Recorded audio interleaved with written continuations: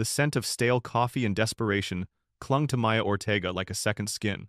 At 24, with the weight of student loans and an ailing mother pressing down, she moved through life in a perpetual state of exhaustion, her dreams of becoming a registered nurse a distant, flickering light at the end of a very long, very dark tunnel.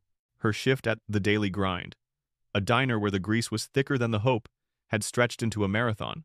"More coffee, sweetie, and make it snappy," barked a portly man in a stained suit, slamming his mug on the Formica counter. Maya forced a smile, her feet aching in her worn-out, too small sneakers. She'd saved for weeks for a new pair, only to have to divert the funds to her landlord. Life, she'd learned, was a cruel game of financial whack-a-mole.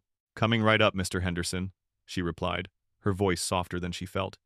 He didn't even look up from his phone. As she refilled his cup, she noticed a young mother struggling with a crying baby and a spilled juice cup at a nearby booth.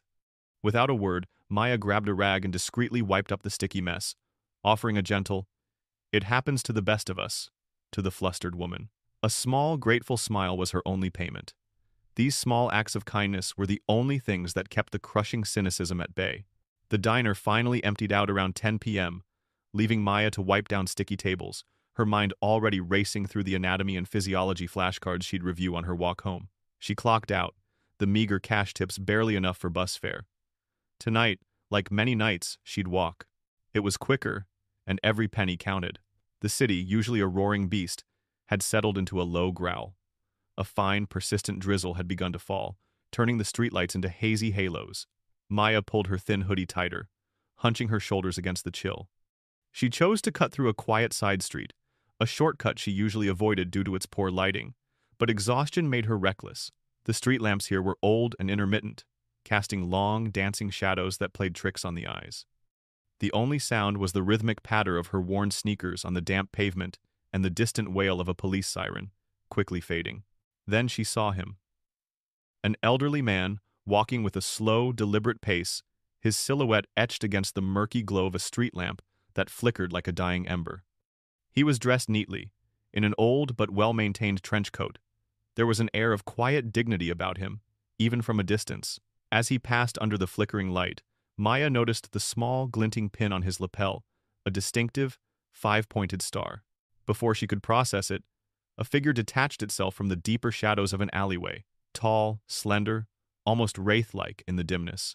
Slim, as he was known in certain unsavory circles, moved with a predatory grace. He sidled up to the old man, his voice a low, gravelly whisper that still carried in the hushed street. "Evening, Pops. That watch looks mighty valuable. And the wallet, too." The elderly man stopped, his shoulders squared ever so slightly. "I don't have much, son," he said, his voice surprisingly steady. "And what I do have, I earned." Slim chuckled, a dry, unpleasant sound. "We all earn things, old man. Some of us just got different ways of collecting." He reached for the old man's wrist, where a simple, elegant gold watch Saturday. It wasn't flashy, it looked antique, deeply cherished. "No," the old man said, pulling his arm back. "Not this. This was hers." His voice, for the first time, held a tremor of emotion. Slim's patience snapped. "Forget the watch then, you sentimental old fool. Give me the wallet." He shoved the elderly man hard. The old man, frail despite his spirit, stumbled backward, his head narrowly missing the curb as he landed with a soft thump on the wet pavement. His glasses flew off, skittering into a puddle. Something inside Maya snapped. She wasn't a fighter, had never thrown a punch in her life, but watching the old man, helpless and dignified, lying on the cold, wet ground, struck a chord deep within her. It wasn't just injustice, it was a profound violation. "Hey!" she screamed, a raw, primal sound she didn't know she possessed. Without a second thought, she swung her heavy nursing textbook bag, a thick tome on advanced pharmacology, and launched it at Slim. The bag connected with a thud against his back. Slim yelped, startled, and spun around, momentarily distracted from his victim. His eyes, cold and hard, locked onto Maya. "What the hell, bitch?" He lunged for her. Maya, propelled by a surge of adrenaline and pure, unadulterated fury, didn't back down. It wasn't a graceful fight, not like in the movies. It was clumsy and desperate. She ducked under a wild swing, pushing him away, trying to keep herself between him and the fallen old man. Slim snarled, his hand flashing. Maya felt a searing pain in her left forearm, a hot liquid warmth spreading beneath her sleeve. She cried out, stumbling back. Slim snatched the wallet that had fallen from the old man's pocket, gave her a final venomous glare, and then, melting back into the shadows, he was gone. The entire encounter had lasted less than 90 seconds. Maya sagged against a lamppost, her breath coming in ragged gasps. The pain in her arm was intense, but her eyes immediately went to the old man. Are you okay?" He was slowly pushing himself up, his movements stiff and pained. He found his glasses, put them on, and looked at her, his eyes clear and remarkably calm despite the ordeal. "I've been through worse, young lady, but I thank you, truly." He saw the blood blossoming on her sleeve. "You're hurt." Before they could say more, the distant wail of a police siren, now much closer, grew louder. A patrol car screeched to a halt at the end of the street, its blue and red lights painting the scene in macabre strokes. 2 officers emerged, followed quickly by paramedics. The scene descended into a flurry of questions and flashing lights. Maya, dazed and shivering, gave a fragmented account. The paramedics efficiently bandaged her arm, urging her to get it properly checked at the ER. The police, however, were less sympathetic. "So you ran at him?" one officer asked, his pen poised over his notepad, his tone flat. "Didn't call us first?" "He was hurting him," Maya mumbled, her voice hoarse. "I just reacted." The officer sighed, a sound of weary exasperation. "Look, we appreciate the sentiment, ma'am, but that's how people get themselves killed. You leave this to us." His partner was already searching the alley for the mugger, a futile exercise. Jim Peterson, now identified, was carefully loaded onto a stretcher by the paramedics, his frail body protesting the rough handling. As they wheeled him past Maya, he reached out, his hand surprisingly strong as it clasped hers. His eyes, clear and ancient, met hers with an intensity that cut through the chaos. "You have a soldier's courage," he said, his voice a low, resonant rumble. "Don't ever forget that." Then he was gone, whisked away to the hospital for observation, leaving Maya alone in the chill, damp night, the bitter taste of blood in her mouth and the gnawing feeling that something important, something irretrievable, had shifted within her. She was a hero, perhaps, but for the first time, she felt utterly, completely exposed. The emergency room was a jarring assault on Maya's senses after the quiet street. Fluorescent lights hummed, monitors beeped, and the air hung heavy with the smell of antiseptic and stale anxiety. After an agonizing wait, a harried doctor finally stitched up the gash on her forearm. "You're lucky," Dr. Albright said, her tone devoid of warmth as she tightened the last suture. "A few inches deeper, and you could have severed a major artery. Then you'd be looking at reconstructive surgery, not just a few stitches." She snapped her gloves off, dropping them into a biohazard bin. "You should have just called 911 and stayed out of it. Civilians playing hero rarely ends well. You complicated things for yourself, and for us." Her words were a chilling echo of the police officers, a stark, clinical judgment on an act that had felt, at the moment, like the only choice. The nurse handed Maya a discharge summary and, with a practiced indifference, an itemized bill for the ER visit. Maya's eyes scanned the figures: bandages, sutures, doctor's fees, facility charges. The total sent a sickening lurch through her stomach. It was more than her rent. More than 2 months' worth of groceries. It was an insurmountable sum for her, and the bitter taste of being punished for her good deed began to curdle in her mouth. She clutched the paper, the edges digging into her palm, as she left the hospital. The next morning, sleep offered no escape. Her arm throbbed, a constant reminder of the previous night's trauma. Before she could even process the indignity of the ER bill, a call came from the police station. Detective Miller. He wanted her to come in and give a formal statement. "And bring any documentation you have," he added, his voice flat and uninviting. Maya arrived at the precinct, her anxiety a knot in her chest. Detective Miller was a man built like a brick, with a face that seemed perpetually carved into a grimace. His office was small, cluttered with overflowing files, and smelled faintly of stale coffee and unfulfilled potential. He didn't offer her coffee or even a chair until she awkwardly asked for one. "Miss Ortega," he began without preamble, leaning back in his creaky chair. "Let's go over this again." He spent the next hour grilling her, not on the mugger but on her actions. His questions were pointed, accusatory, designed to elicit guilt rather than information. "So you, with no training, decided to play hero?" he asked, tapping his pen impatiently on his desk. "You injected yourself into an active crime in progress. You put yourself, and potentially the victim, at greater risk. He was hurting him, Maya protested, her voice wavering. He shoved him to the ground. He was going to take his watch, which was obviously important to him, Miller scoffed. And by doing what you did, you spooked the perp. Now my suspect is in the wind, Miss Ortega, and all I have is a messy crime scene, conflicting statements about what you actually saw, and a civilian who thought she was Wonder Woman. You didn't help, Miss Ortega. You complicated things. You know how many man-hours it's going to take to clean up this mess? To track down this guy now that he's been alerted? He made her feel like a reckless, irresponsible nuisance. His tone implied that her act of courage had been an act of monumental stupidity, an inconvenience to the police force. He never once praised her bravery, never acknowledged the selfless act. He focused solely on the disruption she had caused, the paperwork she had created. Maya left the station feeling not like a hero, but like a criminal, her spirit chipped away by the system's relentless indifference. As if fate itself conspired against her, the next blow came swiftly, delivered with the speed of light in the digital age. Barry Vance, a local news blogger notorious for his sensational headlines and a ravenous appetite for controversy, got wind of the incident. He was a master of the rage bait headline, and Maya's story was perfect fodder. Somehow, Vance had obtained a short, grainy cell phone clip, filmed from a nearby apartment building, that captured only a few seconds of the struggle. It showed Maya wrestling with Slim, her arm flailing.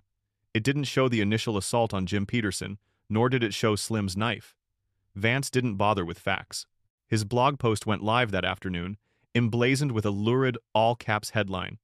Violent brawl, nursing student attacks man on street, elderly pensioner caught in crossfire.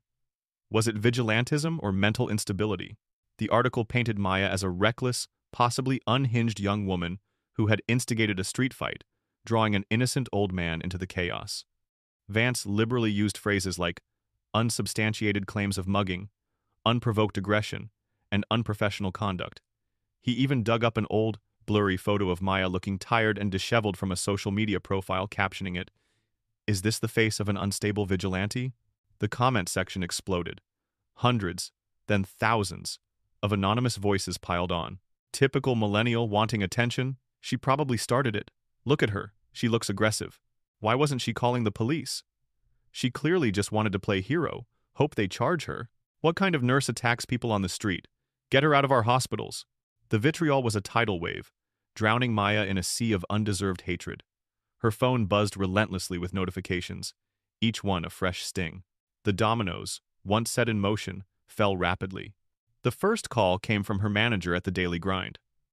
"Look, Maya," Mr. Jenkins said, his voice clipped and nervous. "We saw that article, and the comments. You understand, we're a family establishment. We can't have this kind of drama associated with our brand. We're going to have to let you go." Effective immediately. Maya's protests were met with an unyielding wall of corporate fear. She hung up, her hand shaking, another source of income vanished. Then came the email from the dean of the nursing school. "Miss Ortega, please report to my office first thing tomorrow morning." Maya knew what was coming. Dean Thompson, a stern woman with an air of impenetrable authority, sat behind a large mahogany desk, her fingers steepled, the printed-out Barry Vance article conspicuously placed in front of her. "Miss Ortega," she began, her voice cold as ice. "The Board of Ethics at this institution holds our students to the highest standards of professionalism, both inside and outside the classroom. Your recent involvement in a public altercation, as reported by local media, is a grave concern." Maya tried to explain, her words tumbling out in a rush, desperate to clear her name. "Dean Thompson, I was defending an elderly man. He was being mugged. The article is inaccurate. It's a lie." The dean held up a dismissive hand. "Whether the details are precisely as reported, Miss Ortega, is not the point. The point is the perception, the negative attention you have brought upon this institution, and by extension, the nursing profession, is unacceptable. We cannot have a student who is perceived as violent or unstable representing us in clinical settings." Maya's heart sank. She recognized the bureaucratic, impenetrable wall. They didn't care about the truth. They cared about reputation, about avoiding bad publicity. "Therefore," Dean Thompson continued, her voice unwavering, "effective immediately, you are being placed on academic probation. Your clinical rotations are suspended, and any further incidents will result in immediate expulsion. I suggest you take this time to reflect on your choices and how they impact your future career." The words hit Maya like a physical blow. Her future, her painstakingly built dream, was crumbling before her eyes. Academic probation meant she couldn't continue her rotations, which meant she couldn't graduate on time, which meant her loans would go unpaid, which meant everything was falling apart. She stumbled out of the dean's office, the weight of the world crushing her. Her arm throbbed, a constant dull ache. She walked home in a daze, the city's indifferent hum mocking her despair. When she finally reached her tiny, cramped apartment, she collapsed onto her worn-out couch, tears streaming down her face. She had lost her job, her education was in jeopardy, and the internet had branded her a menace. She was alone, bleeding, and utterly, profoundly betrayed. Her act of simple, human decency, her courage, had ruined her life. "Why?" she whispered to the empty room, her voice hoarse with anguish. "Why did I even try?" The silence offered no comfort, only the echoing emptiness of her own despair. Colonel James Jim Peterson, despite his advanced age and the lingering soreness from his fall, was a man whose mind remained as sharp as the crease in a freshly pressed uniform. From his hospital bed, he had watched the local news channel's segment, an anodyne report on community safety that glossed over his mugging. But then, a nurse, oblivious to the veteran's true identity, made a casual comment about that crazy girl who attacked someone on Elm Street. Jim, with a chilling dread, had immediately sent for a tablet. With practiced, if slow movements, he navigated the internet, his eyes scanning the local news sites. He found Barry Vance's blog. The headline, the distorted story, the vile comments. Fury, cold and righteous, simmered beneath his calm exterior. He remembered Maya Ortega's eyes, wide with fear, but resolute. He remembered the sting of the mugger's shove, the metallic taste of fear, and then the sudden, fierce intervention. "You have a soldier's courage," he had told her. Now, the world was spitting on that courage. This would not stand. With trembling but determined fingers, Jim Peterson located his old, well-worn address book. His contacts weren't for social calls, they were for when duty called, for when a wrong needed to be righted. He found the number he needed, dialed it, and waited. "Hex," he rasped into the phone, his voice gruff. "It's Jim. I need a favor. A big one." He recounted the story, every detail, his voice growing stronger with each word, indignation burning bright. "They're crucifying her, Hex, for doing the right thing. My people don't let their own go down like that. Not on my watch." The response was immediate, unequivocal. "Consider it done, Colonel. Where is she?" The next morning, Maya was still curled on her couch, a blanket pulled tight around her, staring blankly at the peeling paint on her wall. The pain in her arm was duller now, but the ache in her heart was profound. She felt utterly defeated, the weight of her ruined future pressing down. A sudden, firm knock on her apartment door startled her. She flinched, expecting her landlord demanding rent, or worse, someone from the media eager for a sensational follow-up. She hesitated, her hand hovering over the doorknob. "Who is it?" she asked, her voice small. "Miss Ortega?" A calm, deep voice replied from the other side. "My name is Cole Evans. We're friends of Jim Peterson's, from the 1st Infantry. He asked us to check in on you." "May we come in?" Maya's brow furrowed. "Jim Peterson? 1st Infantry?" It made no sense. But the voice was polite, respectful, not threatening. Cautiously, she unlatched the deadbolt and opened the door a crack. Standing on her tiny stoop were 3 men. They weren't in uniform, but their civilian clothes, dark, well-fitted, almost tactical in their simplicity, couldn't disguise the air of disciplined alertness that emanated from them. They were of varying ages, perhaps late 30s to late 50s, but all carried themselves with an unmistakable, quiet competence. Their eyes, though not overtly aggressive, missed nothing. The man who had spoken, Cole Hex Evans, was mid-40s, with a close-cropped haircut, an intense gaze, and a lean, powerful build. He gave her a slight, respectful nod. "Miss Ortega?" Hex repeated, his voice devoid of judgment, only concern. "Colonel Peterson sent us. May we come in?" Overwhelmed and bewildered, Maya nodded, stepping back to allow them entry. The 3 men moved with an economy of motion that spoke of long training. They didn't rush, didn't gawk. They simply entered, their presence immediately filling the small apartment with a sense of purpose. "Please come in," Maya stammered, feeling suddenly self-conscious of her messy apartment and her own disheveled appearance. Hex turned to her, his gaze unwavering but kind. "Miss Ortega, the Colonel is displeased with how you've been treated. When he calls, we answer. He told us what you did for him. You faced down a threat, put yourself in harm's way for another. To us, that's not reckless or unprofessional. That's courage. That's duty. And it's our duty to make sure you're taken care of." Maya stared, speechless. These men, strangers, speaking with such conviction. "But who are you?" Hex offered a ghost of a smile. "We're his unit, or what's left of it. We served with the Colonel, and to us, he's always the Colonel. When he speaks, we listen, and he says you need protection, and a little help getting your life back on track." Before Maya could fully process his words, the other two men were already moving. One, a burly man with a quiet demeanor, moved to her windows, his eyes scanning the street below, then checking the locks.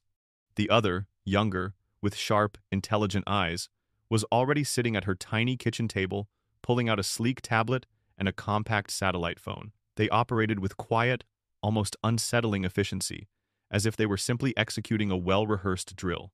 "Our mission, Miss Ortega," Hex continued, his voice low but firm, "is to ensure your well-being and to correct the narrative that's been spun about you. The Colonel is a man of honor, and he doesn't tolerate injustice, especially when it's directed at someone who showed more bravery than most people see in a lifetime."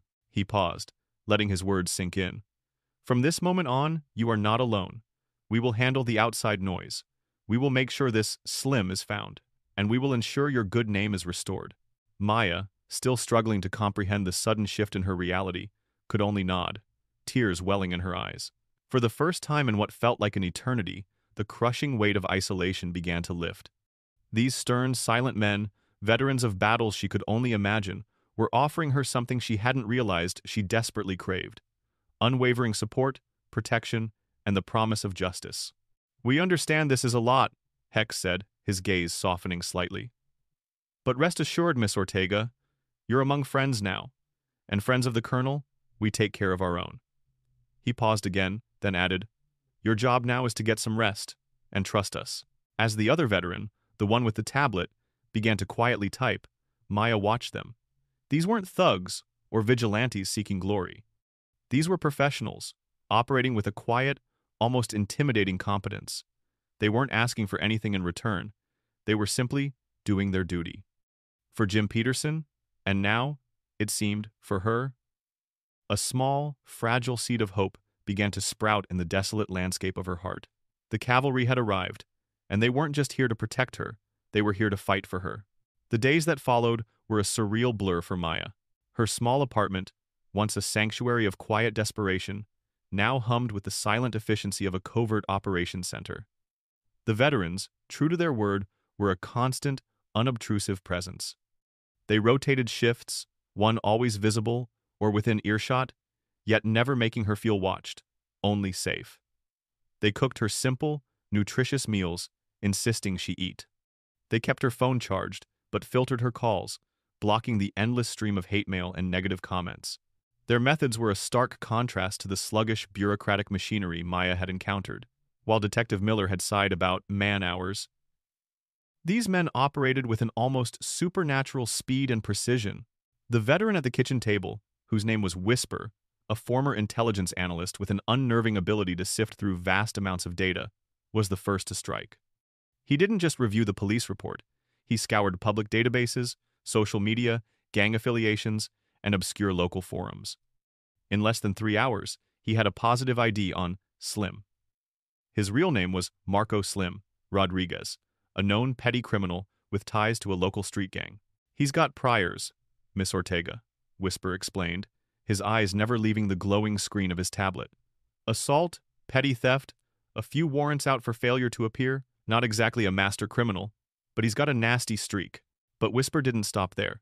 He cross-referenced local businesses, public Wi-Fi networks, and even traffic camera feeds.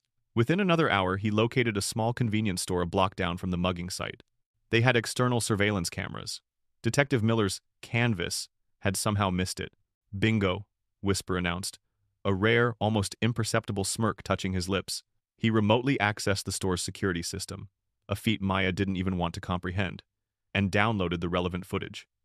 The clarity was astonishing. It showed, in stark, undeniable detail, Slim cornering Jim Peterson, the old man's refusal, Slim's violent shove, and then Maya's immediate, defensive intervention. It showed Slim's knife glinting, and Maya taking the hit. It showed Slim fleeing with the wallet, but without the coveted watch. The footage was irrefutable, a silent, damning testament to the truth. This, Hex said, his voice hard as he watched the footage, changes everything. The next phase was the media war. Another veteran, a former public affairs officer named Wordsmith, took charge. He was calm, articulate, and possessed a deep understanding of how to control a narrative. "We don't engage with the garbage," he told Maya, gesturing at a printout of Barry Vance's blog. "That's what he wants. We bypass him entirely." Wordsmith drafted a clear, concise statement from Maya's perspective, recounting the events factually, calmly, and without embellishment. It highlighted Jim Peterson's status as a Medal of Honor recipient and Maya's genuine concern for his safety. He then contacted the city's most respected investigative journalist at a major news channel, Sarah Jenkins, a woman known for her integrity and meticulous reporting. "We have exclusive footage," Wordsmith stated simply to Jenkins over the phone, "that proves Miss Slashengott AD1, Ortega's heroism, and completely refutes the current libelous reports.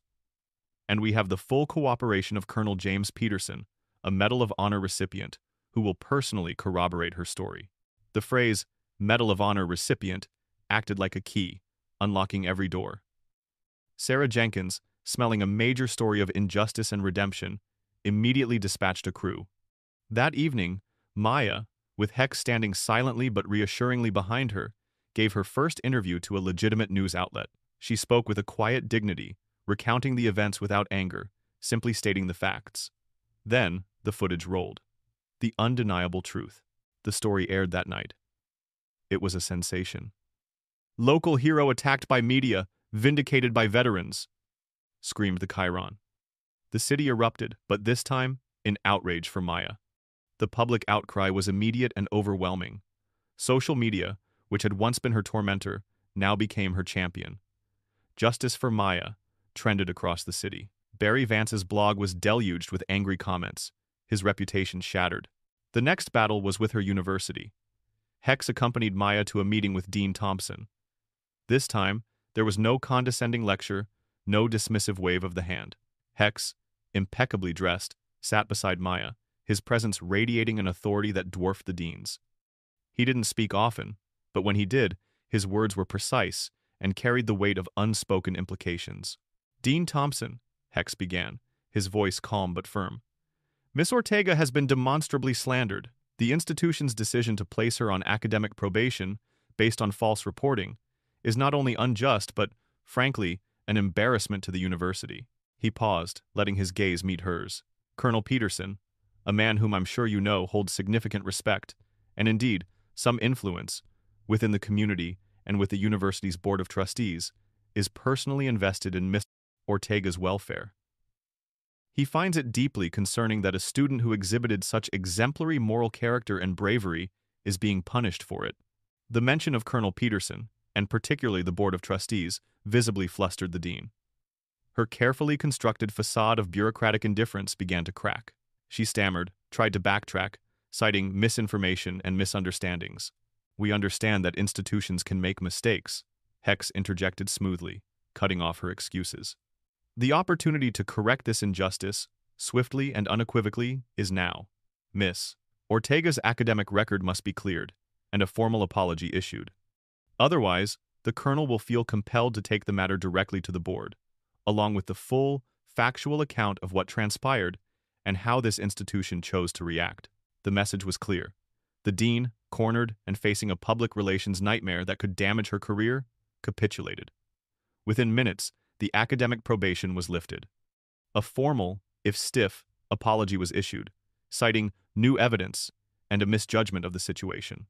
Maya walked out of the dean's office, her head held high, her future in nursing restored. The final and most satisfying confrontation was with the police. Hex, accompanied by Maya and another veteran, a former military lawyer with a razor-sharp mind, went to the precinct. They didn't ask for Detective Miller. They demanded to see the precinct captain. The captain, A stern but fair woman named Captain Davies was already well aware of the unfolding media storm and the growing public outrage. She had seen the news footage. She was furious. Hex, with a calm authority, laid out the evidence. Whisper's detailed file on Slim Rodriguez, including his gang affiliations and outstanding warrants, and the pristine surveillance footage that undeniably proved Maya's innocence and Miller's incompetence. The lawyer systematically dismantled Miller's complication argument, highlighting his dereliction of duty in failing to thoroughly investigate the crime scene. Captain Davies watched the footage, her face tightening with anger. "Detective Miller," she said, her voice dangerously quiet, "has been reassigned to desk duty, pending a full internal review." She looked at Maya, her gaze genuinely apologetic.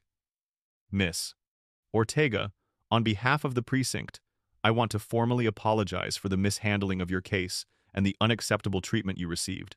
You are a hero, and we failed you." She then personally assigned a new, highly competent detective to the case. Within hours, armed with the irrefutable evidence and the detailed intelligence provided by Whisper, a citywide manhunt for Marco Slim Rodriguez was initiated.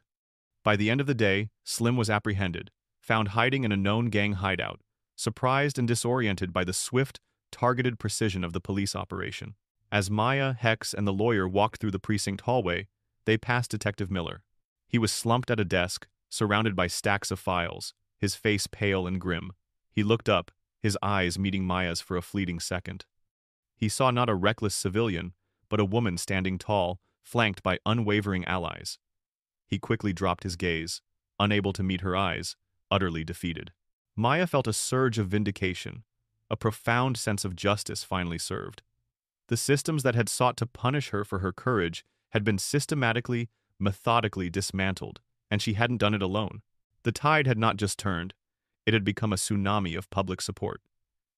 Barry Vance, the sensationalist blogger, found his once thriving platform collapsing under the weight of his own lies. His readership plummeted, his advertisers pulled out, and his online reputation was irrevocably tarnished. He faded back into the digital ether, a cautionary tale of irresponsible journalism. Maya's phone, once a source of dread, now buzzed with messages of encouragement and offers of support. Her former boss from the daily grind, Mr. Jenkins, called, his voice dripping with forced cordiality, sheepishly offering her job back. "We, reconsidered, Maya? You're a valued employee." Maya, with a calm she hadn't known she possessed a week prior, politely declined. Her future held bigger things. Indeed, the most impactful offer came from an unexpected source.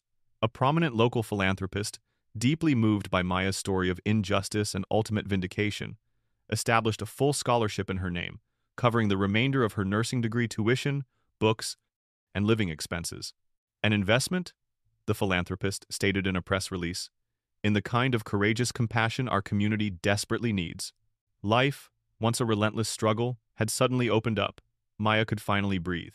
She could focus on her studies, on her dream of becoming a nurse, without the constant gnawing anxiety of financial insecurity. But more than that, she had found something she hadn't even known she was missing. The scene was a stark contrast to the dark, wet street where it all began. Maya was sitting in the small, sun-drenched backyard of Jim Peterson's modest house. A gentle breeze rustled the leaves of an old oak tree.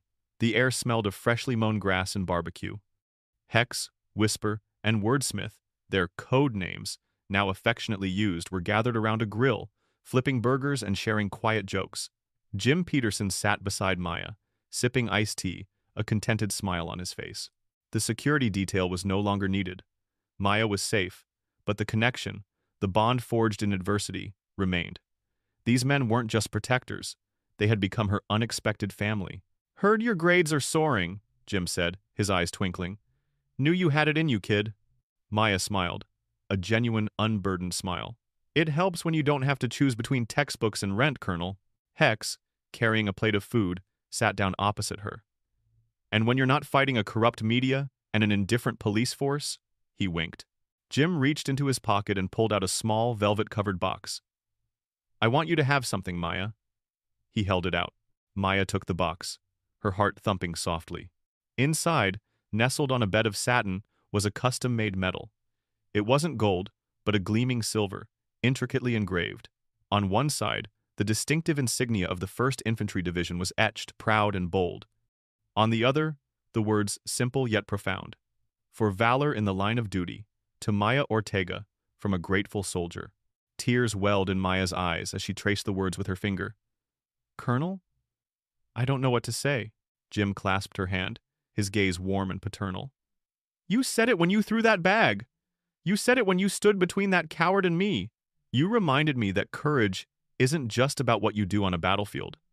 It's about what you do when no one is watching, when the cost is high, and when doing the right thing seems like the hardest choice of all. He gestured to the other veterans. You showed us what we fight for. Maya looked at the medal, then at Jim, and then at Hex, Whisper, and Wordsmith. These men, once formidable strangers, were now her unwavering champions. They had given her more than just security. They had given her validation, justice, and a sense of belonging she had never truly experienced. Her life was no longer defined by struggle, but by the profound strength she had found within herself, and the unexpected, powerful support she had received from the most honorable of allies. The sun began to set, casting long golden shadows across the yard. The laughter and easy camaraderie of the veterans filled the air.